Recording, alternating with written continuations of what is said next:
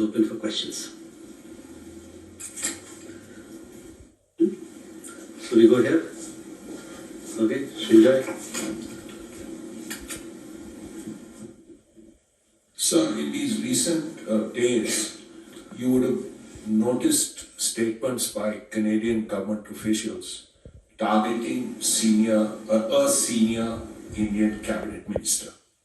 How do you react to it?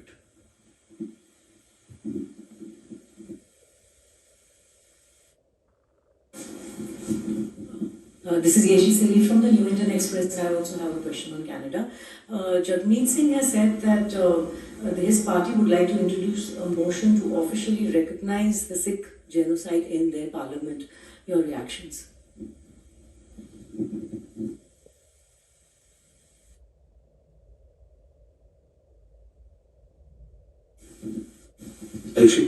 So this is Jaswant from ANI.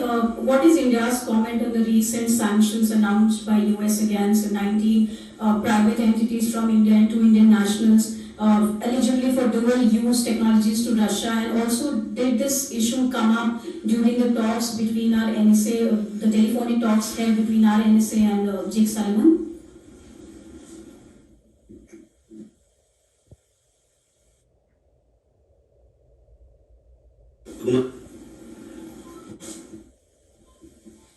I'm Humar Siddiqui from the Financial Express. So the US has been sending flights repatriating illegal Indians from there. Has this been discussed again with the American side, because they had a press conference and they mentioned that there are several other Indians that they will be sending over a period of time?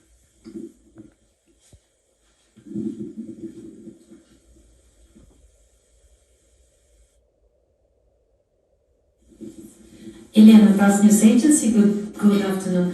My question is also on US sanctions.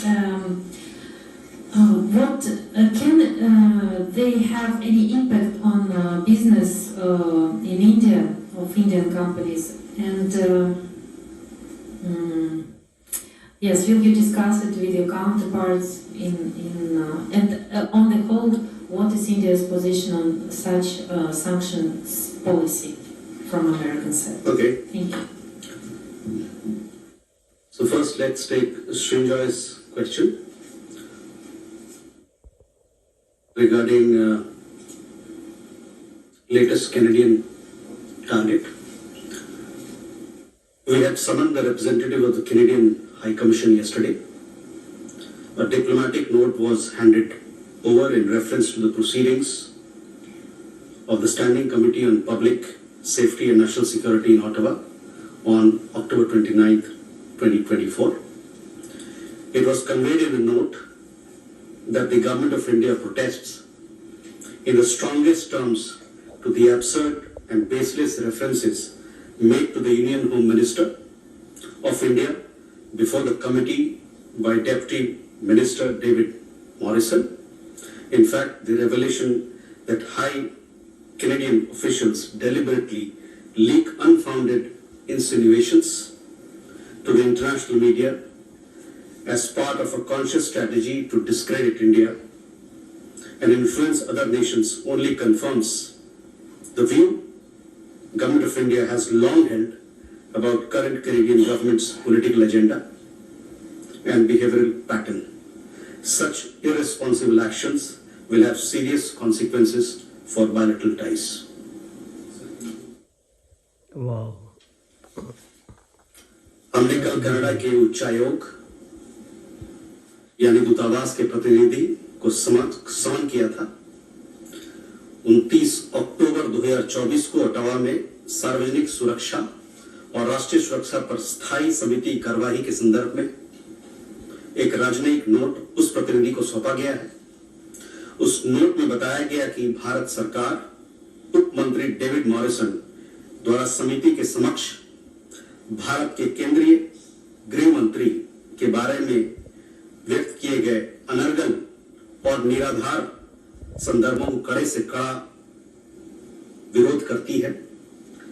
Canada के उच्च अधिकारी भारत को बदनाम करने और अन्य देशों को प्रभावित करने की एक सुविचारित रणनीति के तहत जानबूझकर अंतर्राष्ट्रीय मीडिया को निराधार आक्षेप लीक करते हैं, यह रहस्योद्घाटन उस दृष्टिकोण की ही पुष्टि करता है जो भारत सरकार लंबे समय से वर्तमान कनाडा सरकार के राजनीतिक एजेंडा और उसके व्यवहार के तौर तरीके के बारे में रखती रही है।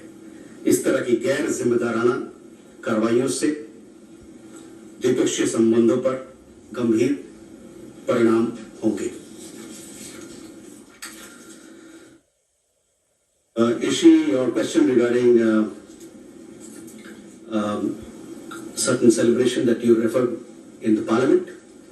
All along we have been making our point very clear about our views very clear about extremism and the culture of violence and anti-India activities in Canada. This is our core concern with the Canadian government, and we hope that they will take action against these activities. That is how we look at it. The issue on the sanction of 19 Indian companies. We have seen these reports of US sanctions. India has a robust legal and regulatory framework on strategic trade and non-proliferation controls. We are also a member of 3 key multilateral non-proliferation export control regimes: the Wassenaar Arrangement, the Australia Group, and the Missile Technology Control Regime, and have been effectively implementing relevant UNSC sanctions and UNSC Resolution 1540 on non-proliferation. Our understanding is that the sanctioned transactions and companies are not in violation of Indian laws. Nevertheless, in keeping with India's established non-proliferation credentials, we are working with all the relevant Indian departments and agencies to sensitize Indian companies on applicable export control provisions, as well as also inform them on new measures being implemented that could impact Indian companies in certain circumstances. Regular strategic trade, export control outreach events for Indian industries and stakeholders are being carried out by agencies of the Government of India.